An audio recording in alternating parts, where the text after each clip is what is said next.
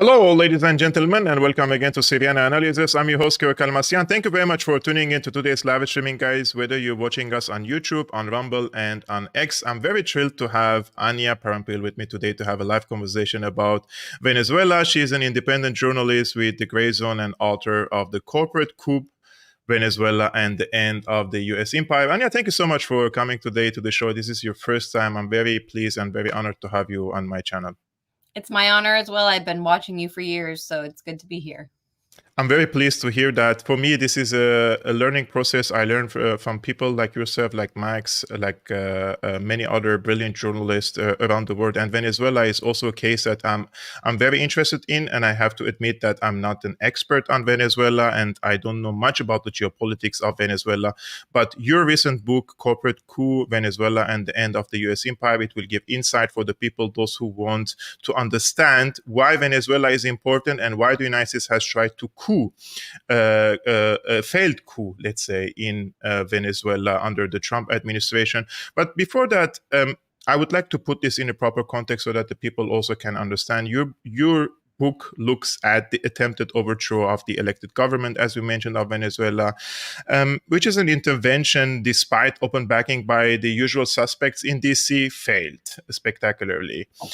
And before we delve into the details of this coup and why it happened, what motivated you personally to write a book about Venezuela? There are different countries in Latin America and around the world. They have similar experiences with the US empire and the attempts to either coup them successfully or unsuccessfully. But you picked Venezuela, in my opinion. Of course, it's an important case. But what motivated you to pick Venezuela? Basically, I just was in the right place at the right time when this coup began, this attempt in 2019, when the Trump administration recognized a shadow government in Venezuela, as I say, declaring mission accomplished in their regime change scheme before the actual change in government had taken place. It was unprecedented in that way, this coup attempt. And so it was so absurd, and it was right in what those in Washington will call our backyard. So for me, it was a great chance to go see Venezuela firsthand. I'd always been interested in it because of the history and, growing up in the early 2000s, hearing about Chavez. It was an exciting place. And so Yes. I finally had the chance to go in 2019. And because of the connections that I made during that trip, and then also in the United States, not just only with government officials or pro-government voices, which people are probably familiar with my interviews with officials. The former foreign minister, Jorge Ariasa, wrote the foreword to my book. But I also built relationships with sources on the opposition side, within U.S. financial institutions, within the U.S. political side, to kind of get a full picture of what was going on, not only in Venezuela, but in Washington. I tried to immerse myself in then the Trump administration memoirs as much as I could, reading about Mark Esper, the Secretary of Defense, or Secretary of State Mike Pompeo, National Security Advisor John Bolton. I read all of their memoirs in order to, I feel I had a unique story in the end to tell because of the connections that I had. And that putting out these the stories as I was at the time was not enough, that I actually had a more complete picture, or a larger picture, that I wanted to share with people, that also included a story about the world that is rising in opposition to U.S. financial warfare and economic terrorism. Actually, when we see what happened during the attempt to coup in Venezuela, previously I still remember. I'm old enough to remember that the United States tried to coup many governments, but through covert operations. And this one was just straight to our faces, like, we're doing it, you know it, we know it, and we will do it, and we will continue doing it. It was so blatant how they tried, let's say, at least in Venezuela. I mean, in other places, we wait for 10 years for the documents to be leaked to understand what happened there. But this time, this was so obvious to our faces. Anya, can you describe what Venezuela looked like in the times that preceded the Chavista revolution in terms of the economic and political nature? Was it a more leaning toward the capitalist system? Was it close to the United States? How was the situation in Venezuela? Venezuela before the revolution in 1998 was a neoliberal hellscape. It was one of the premier locations in Latin America that throughout the last century, the United States had, along with Britain, but the United States then eventually pretty much took over, entrenched itself in the Venezuelan state and industry. So ever since oil was discovered in Venezuela in the 1920s, there's just been a mad dash to control all of the resources in the country, because they don't just have the largest oil reserves in the world by far. They also have now today the largest untapped gold deposits and many other natural minerals and wealth just in its seabed and in the continental shelf. And so the international corporations and banks had been in there all throughout the 20s and 30s. The Allies relied on Venezuelan oil to fight World War II. Venezuela supplied Britain with 40 to 80, eventually 80% of their oil imports during the Second World War. So there would have been no British military without that fuel. And Venezuelans didn't really get any share in this wealth. So there were several waves of revolution and attempts to restore basically sovereign control of Venezuelan resources to Venezuelans. They eventually won the right to vote and did get, a basic government in, but a military coup came and crushed that. And so there were waves of this until they ultimately reached several decades of what's called the Pacto Punto Fijo, which was an agreement by the major political parties to share power and have elections. And this ended up creating a picture that really resembles the modern day financial duopoly in the United States, where you had a more conservative and a more liberal in name party that shared power throughout several decades, but they never broke away from the Washington consensus. And when they tried to, when, for example, a president came forward and promised not to implement IMF reforms and said that the IMF was dangerous and poisonous, well, he came in and implemented those reforms. And by the 1990s, in the late 1980s, there was tremendous social upheaval in Venezuela, and eventually even riots and protests against rising utility prices and transportation prices.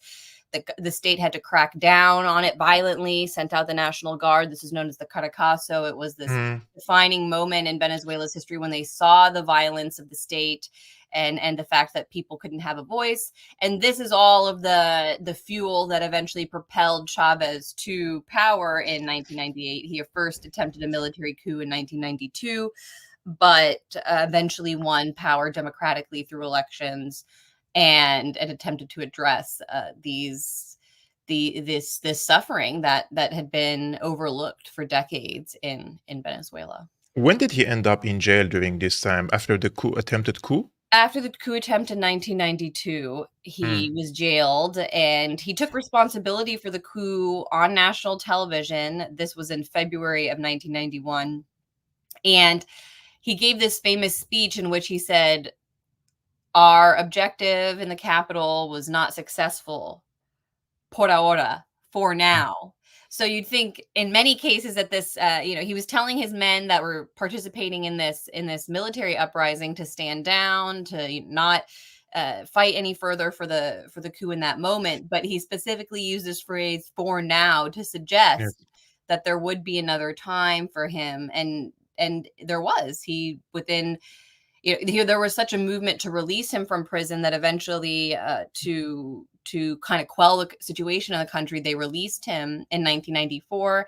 And then he spent 3 or 4 years traveling Venezuela, meeting with people, convening these kinds of town halls and meetings where he then used what he learned and had heard from the public during that tour as the basis of his presidential campaign in 1998. And that's how he won. He kind of decided through the failure of his coup to that he was going to come to power not through military force but through the ballot box, and then he succeeded.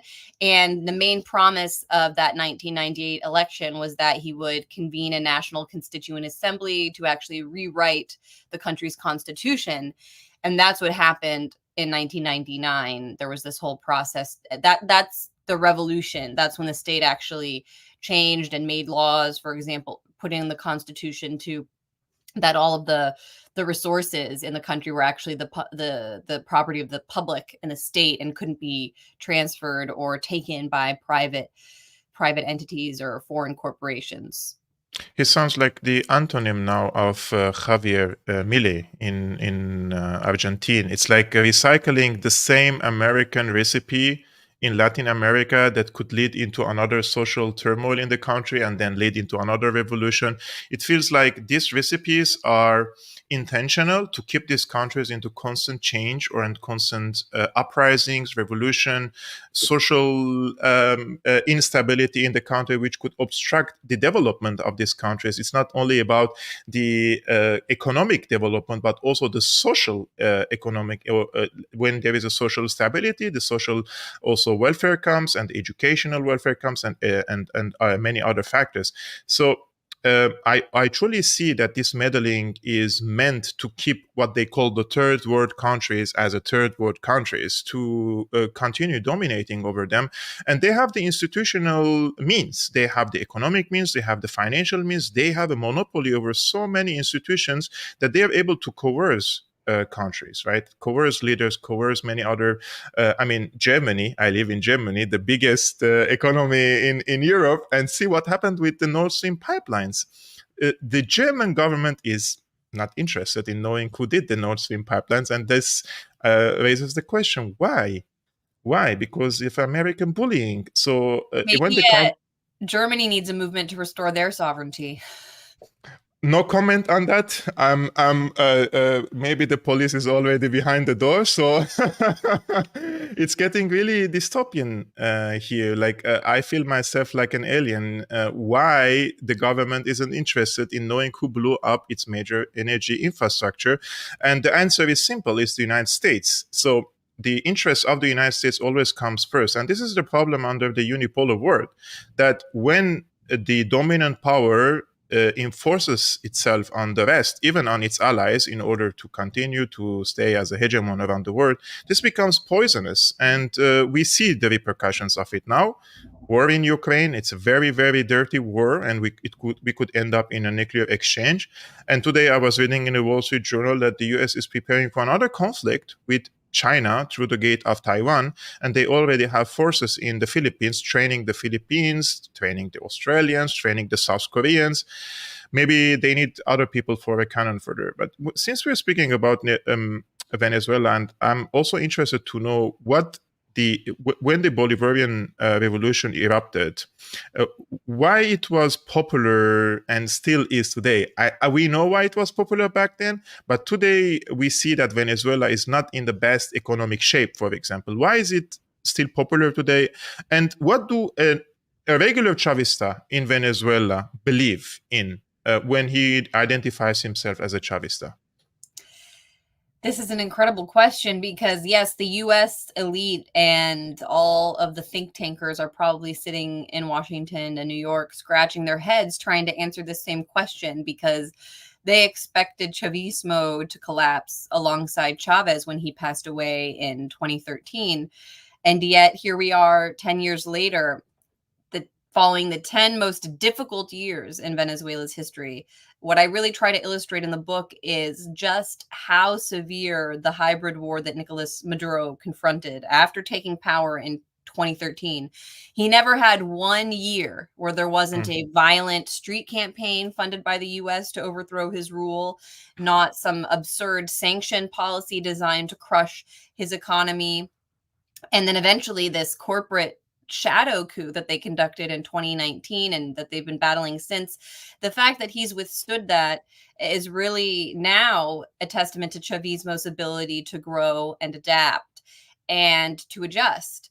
This is, for a great example of this is the initiative of clap boxes that the government of Maduro started in 2016. This was at the height, really, of this was the beginning of the economic war on Venezuela, when they were first reeling from the fact that the Obama administration had classified the country as a national security threat, which immediately sent a message to international creditors: you cannot do business with Venezuela because the US could be coming for it at any moment. So overnight, shipping costs and import costs of the country went drastically up. Insurance for if you were shipping goods to the country, would have way more of a premium than if you were just sending it to Colombia or another regional country, because of this classification that Venezuela was a threat. Then coupled with sanctions that had the added effect of limiting not only the government, but the private sector, which actually controls most of the economy to this day, limiting their access to cash and to goods, and creating this shortage of basic supplies in the supermarket shelves. You might remember during that time, that's when the media were pumping out pictures of socialist Venezuela, people starving, people can't get food. I detail in the book, I don't want to get caught in the examples because I give many reports that I believe prove that sanctions and US policy were definitely responsible for that crisis. But either way, regardless of who was responsible, this was still a very difficult time for Venezuelans because they couldn't buy basic products.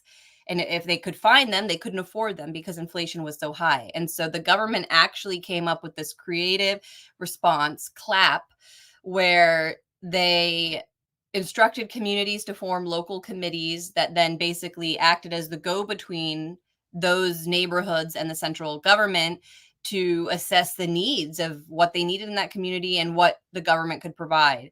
Venezuela then went out across the world to Turkey, to India, China, and Iran, basically found alternative sources of basic supplies and of cash, of money that they needed in order to stock these products. So, for example, well, basically what happened is then every month the government would ship out these boxes of domestic household supplies. Sometimes it's cleaning supplies and food, pasta, oil, rice, beans, and directly deliver those boxes to families and neighborhoods in order to curb the effect of sanctions. This was a direct intervention by the government to make sure that people didn't starve and that people could still take care of themselves at the height of this economic war. And so that's an example of how Chavismo can adapt and survive in a way that Washington probably didn't anticipate. And one of the studies that I point to in my book is actually was conducted by a Venezuelan opposition economist, someone who actually advised the last presidential candidate who ran against Maduro.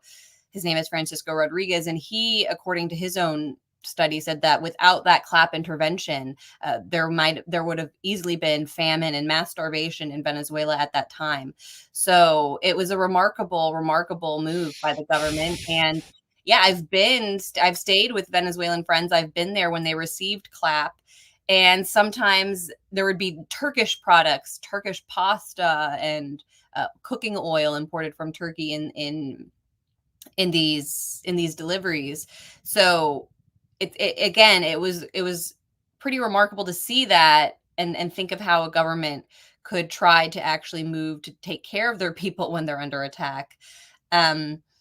And so Chavismo, that is, I get the basis of it.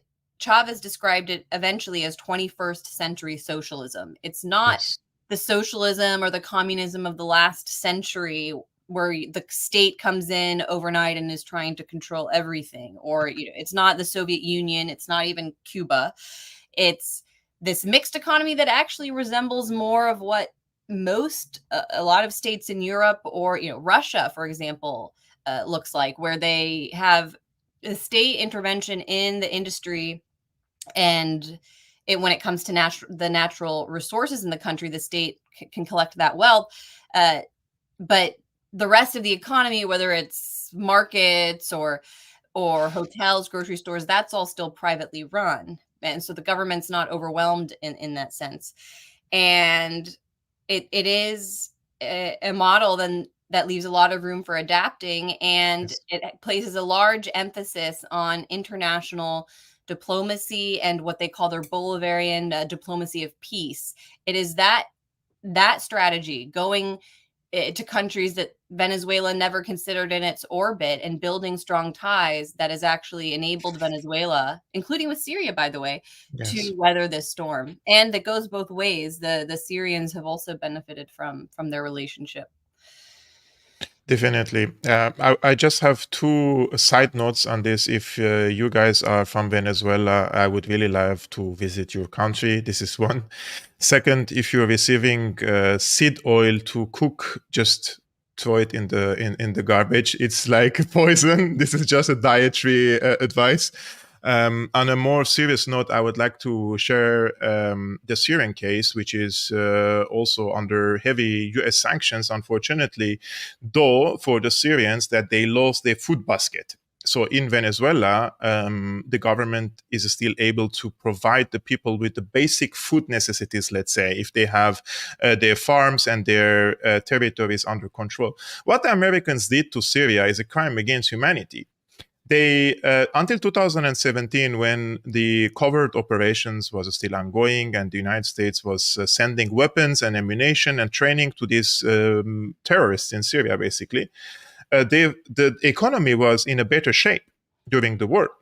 But when Trump came and they thought this is too costly in Syria, $1 billion from the budget of the CIA and another from the Pentagon, and the regional countries got really drained, sending tens of billions of dollars into the pockets of these terrorists in Syria, and unsuccessfully. So they changed the tactic from waging a military hybrid warfare into more economic.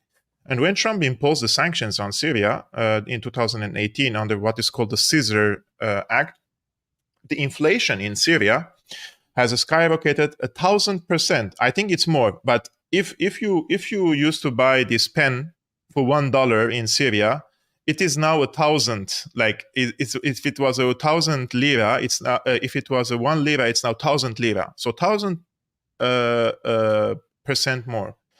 And the people aren't able to, the salaries are the same. The government is just printing money, hyperinflation, and there is no source of income, and you cannot buy. The problem with the sanctions is the people need to understand that the global financial system is based on the SWIFT and based on so many financial institutions that are linked to the United States. So I will just give you an example, guys. During the times of the earthquake, I organized 2 crowdfundings to send support to the people in need in Syria. And even then, and the bank is not even American, but they are afraid of American sanctions. They have made so much headache to me to send humanitarian aid to Syria to humanitarian NGOs related to the UN. So this is how difficult it is. Nowadays, if you want to buy medication, for example, and I have a personal story to share this, a very close, dear member of a family will undergone some medical procedure, and we cannot secure the medication because of the sanctions, because you cannot make the transactions. The central bank is sanctioned. And above all, you have the wheat of Syria is under the occupation of the American occupation forces.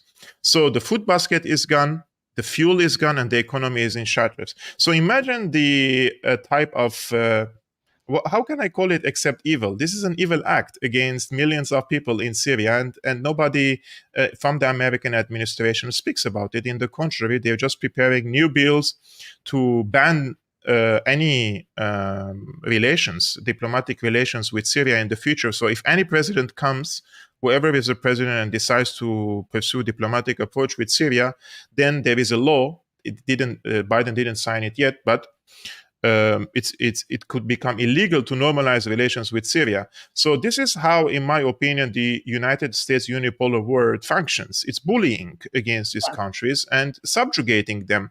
And that's why the increasing number of people, when the Ukraine war erupted, people say, yes, we believe you. What the Russians did to Ukraine is illegal. It's against international law.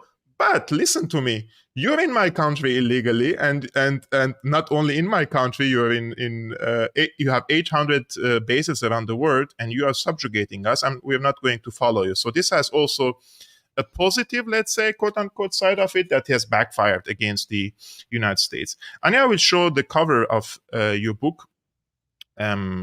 just a second. It's here. So this is the cover of the book, The Corporate Coup, Venezuela and the End of the US Empire. And I will read from the description. You said, in January of 2019, the Trump administration recognized a little-known opposition lawmaker named Juan Guaido. I don't even know if I'm pronouncing his name correct, as president of Venezuela. While Washington's history of coups in Latin America is well documented, this step was unprecedented. Never before had the United States offered legal recognition to a new government before an actual change in leadership had taken place. Within months, it became clear that the attempt at regime change had fallen flat. All Venezuelan territory, government ministries, and the country's military remained under the control of President Nicolas Maduro, while U.S. officials, notably Trump's Venezuela envoy, Elliot Abrams, boasted the roughly 54 countries had followed Washington's lead in recognizing Guaido's authority. The vast majority of United Nations member states rejected the attempt coup. 4 years on, Venezuela's government is firmly in place and Guaido is nowhere to be seen. I mean, when I read this story about Guaido, really, who's Guaido to begin with? And why the United States picked him despite lacking everything? It's like everything from charisma to political career to, Yes. I mean, incompetence. Yes, Juan Guaido is a product of U.S. soft power. He was, from the time he was a young student, when he came to George Washington University in D.C., which is their mascot is literally the Colonials. That's a university that I briefly attended and dropped out of because it is the Imperial School to State Department pipeline. It's the Elliott School of International Affairs is right across the street from the State Department. You see it from class every day. But beyond having studied in the U.S., obviously come to a program that is meant to prime future pro-U.S. leaders around the world, he had also come out of this network that was funded by USAID and the U.S. government and the National Endowment for Democracy, these student groups that rose up in 2007 in Venezuela in order to squash Chavez's one of his main ballot initiatives. In 2007, he attempted to write some new amendments to the Constitution that would have enshrined the gains of the revolution. Since by then it had been 10 years, he wanted to update it and actually define Venezuela as a socialist nation. These students led the protest movement, created a lot of chaos and violence in the streets at the time, and it eventually was defeated by a narrow margin, this initiative. But there is a documented trail now that through WikiLeaks, thanks to WikiLeaks, we actually know the United States was driving those student demos and had targeted the students specifically to prime them as the major way of opposing Chavismo at that time. That's thanks to leaks that came out of the Stratfor emails. Stratfor being this private intelligence group that basically acts as a shadow CIA. It's contracted by major companies around the world and governments to collect data and research on political movements and just the situation in a given country as in the way that the CIA or an intelligence network would. And so Stratfor, as part of these leaks, we also got emails from this organization called Otpor, which came out of the former Yugoslavia during the attempts there to overthrow Milosevic at the turn of the century. The U.S. kind of tested the strategy of using non-government organizations and civil society groups to lead what looks like a grassroots revolution against a targeted country. And then they professionalized it and streamlined it after this and created an international group called Otpor, where the students that were mainly responsible for leading the protests in Serbia were now tasked with training students in Iran and Syria and Vietnam. And they would have training sessions every year where they would invite students from all around the world to participate and learn the best tactics to really sow chaos and lead to these revolutions. And so one of the emails in that report, I mean, there are so many back and forth where they were talking about Venezuela specifically. And there was a report eventually that Stratfor did in 2007, the year that these protests began. And they said that, Outpour's been working really hard to train these students in Venezuela. And when demonstrations at 4 universities begin simultaneously, you'll know that their work has begun. And that's exactly what happened. Weeks later, when these students began the protests, so Guaido was part of that network. Those students then founded an official party, Voluntad Popular, in 2009, and Guaido became a representative in the Venezuelan Congress through that party.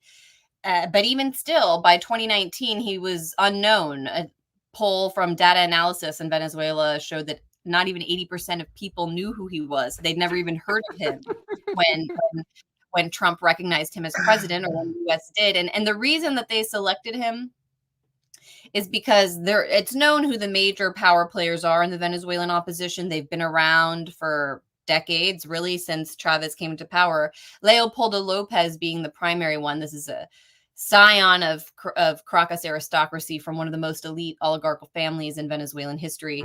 He's now in Spain, having participated in so many failed coups that he eventually had to hide in the Spanish embassy and go to Venezuela's former colonizer itself. That's where he calls home now. But this is the brains and the heart. He is of the Venezuelan opposition. Guaido was just a face, and they picked him basically because of how he looked.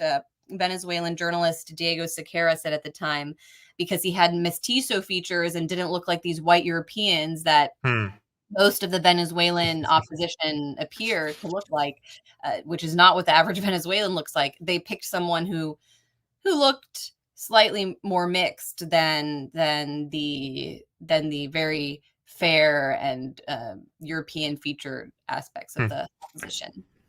If we replace every single word that you used, Venezuela, with Syria, we can have a new book about the corporate coup in Syria. There are definitely figures all around the world similar to Guaido waiting in the wings to be weaponized at any given moment. And I guarantee you there was a Syrian Guaido at some point. Many of them that they were going to have their moment. And we haven't heard of them. That's the problem. Like and my work is was mostly focused, let's say, about Syria. And every time and then we are faced with a new Syrian opposition that we never heard of this person. Who is this person? Like, I've been following this case for a long time. How much percentage of the Syrians know this guy, and how much influence he has in Syria? Those are legitimate questions, but regardless, they are pushed. And I remember, because now you're mentioning how the students' movements and how they infiltrated the students. I was in 2010, 11. In 2010, I was graduated.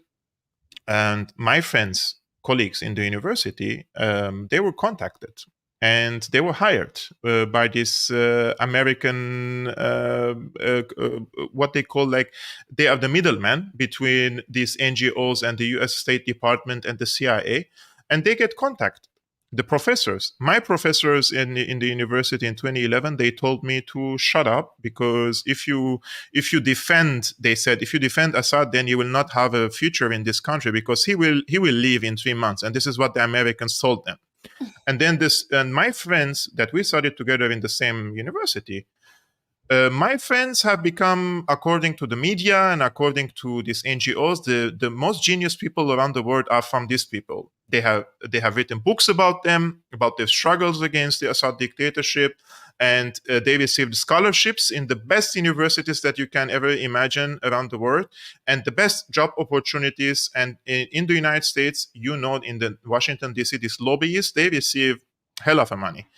And those people, when the protests erupted in Syria, I mean, you can see the change in their equipment, for example. I mean, I know this guy, he cannot even afford, as we say, a package of cigarettes. And all of a sudden, he has a very sophisticated video camera.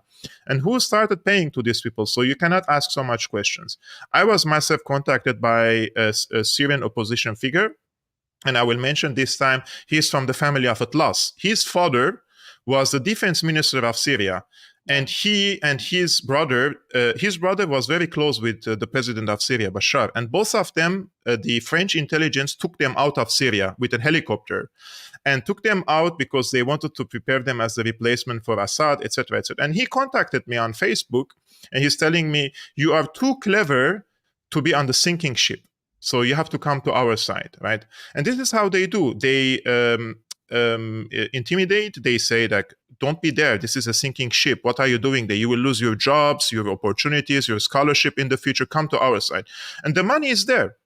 I mean, the job opportunities from Qatar, from Saudi Arabia, from France, from UK. I mean, who pays for an independent journalist? Is the people pay for the independent journalist, right?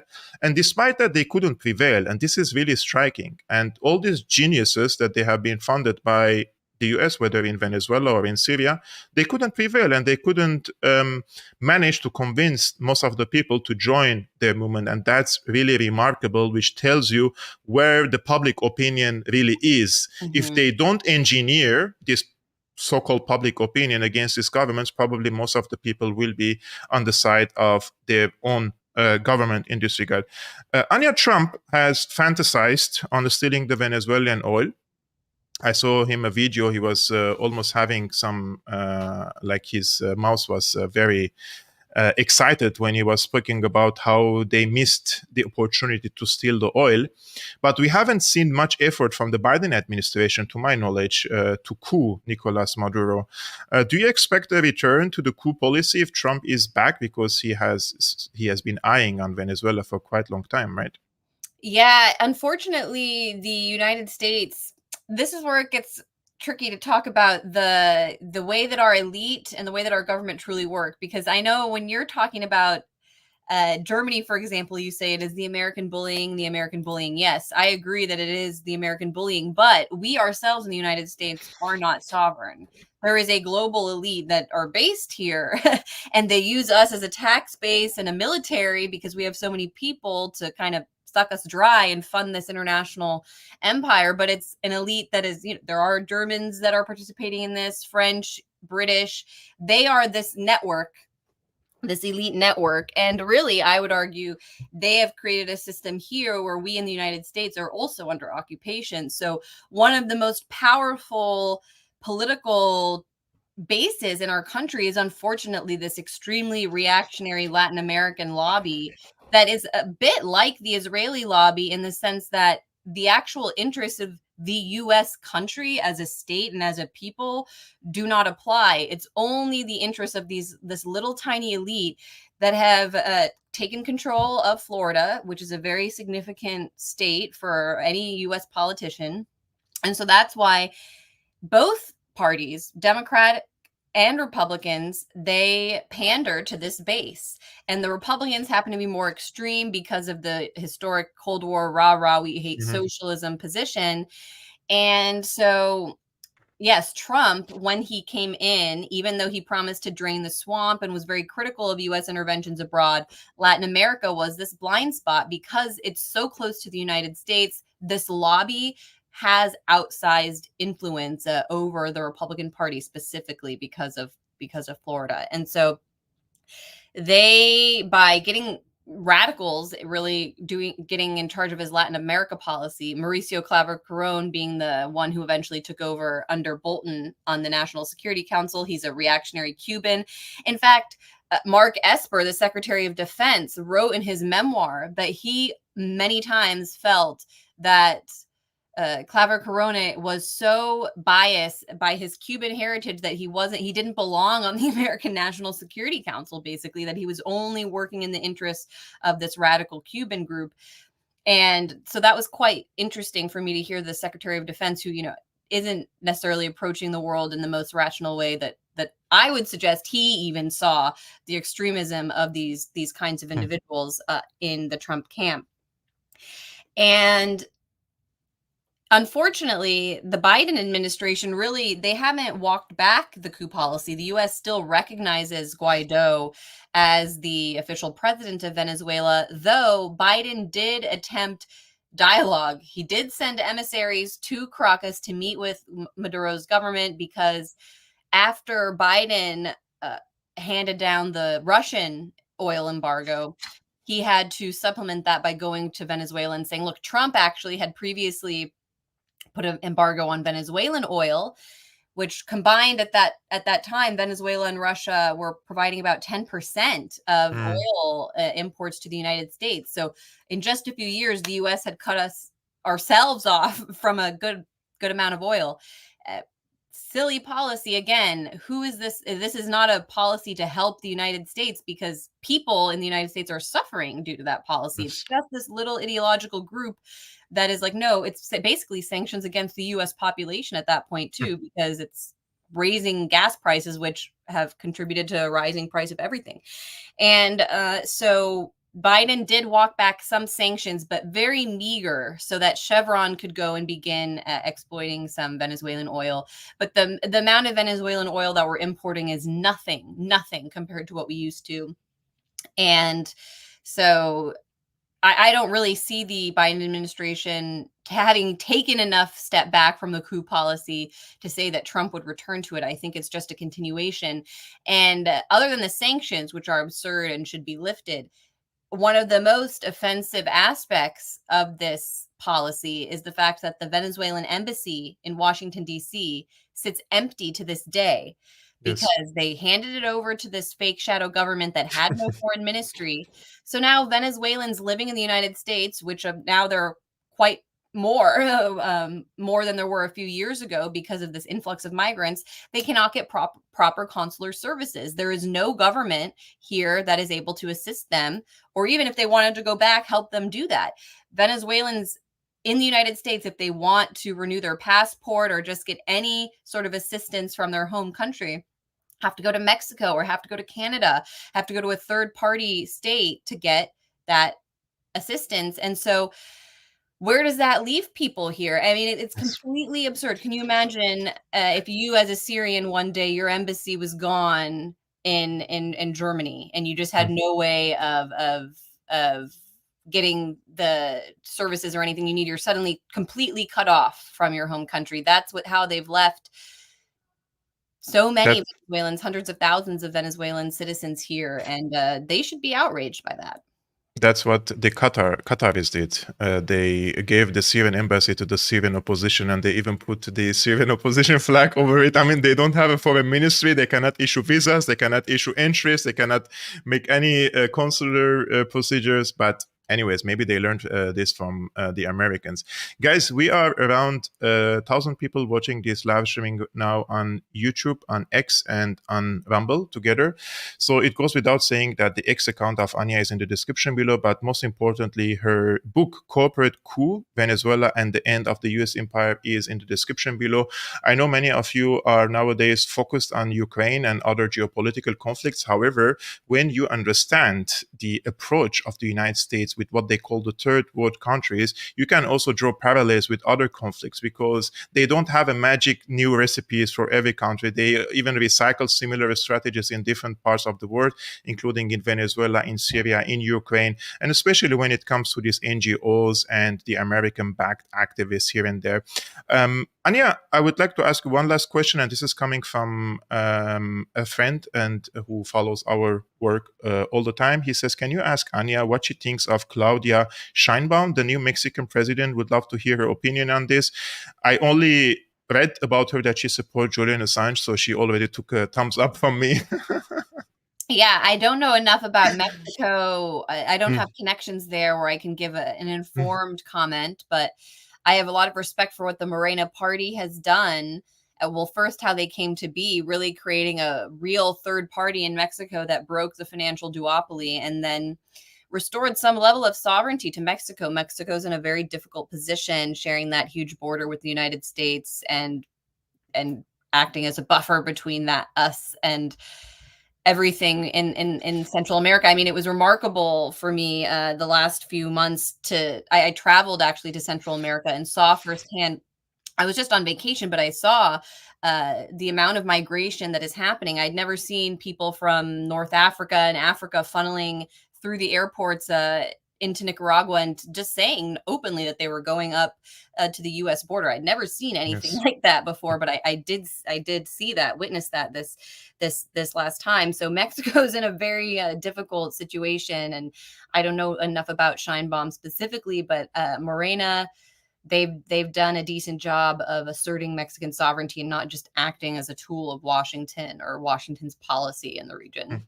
And That sounds definitely great. it's better for the region to have someone like her rather than a rah-rah US imperial puppet that just wants to be aggressive and undermine other regional powers. Yeah, and it's on national interest as well. Anya, I'm very pleased to have you today on Syriana Analysis. This was the first time we chat together, and I hope it's not the last one. And I will definitely extend an invitation to you in the near future to continue the discussion about Venezuela or other topics that you are covering yourself. Where do you want for the people to go except for X, your account on X, and also the links of the book in the description below? But beside that, if there is any other platform that you would like them to follow you on. Just always keep an eye on the gray zone, because even if I'm not publishing something there, there's usually something exciting going on. So I would just say, yeah, other than X and the book, just check out the gray zone. Gray Zone, guys. I will also put the link of Gray Zone in the description below. It's they also publish amazing investigations, so be sure to follow that. So, guys, this was all for today's live streaming. I will do another live streaming, of course, tomorrow, Tuesday. Today is Monday, right? Yes. So Tuesday, 5 p.m. Central European Time, 11 a.m. Eastern American Time. If you like to support this work and for this video to be watched by more people, just hit the like button and share it with your friends. And if you like to support this independent podcast, you can become a patron. The link is scrolling on the screen. Patreon.com/Syriana Analysis. I will see you tomorrow. Peace be upon you, upon your families. Salam.